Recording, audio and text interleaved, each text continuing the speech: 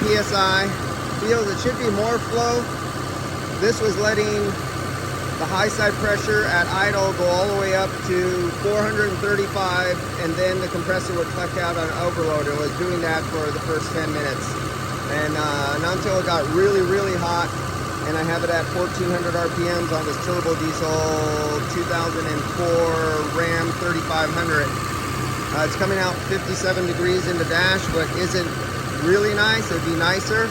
But once he changes the thermal fan clutch, that should knock the head pressure down, and the low side will come down. And this is the one I think that has the air filter where you have to cut out the plastic. You can't see it, but possibly restricted on the evaporator, a little dirty in there like every working truck. So this is what everybody is used to seeing on a nice hot day on these kind of vehicles, but it should be colder.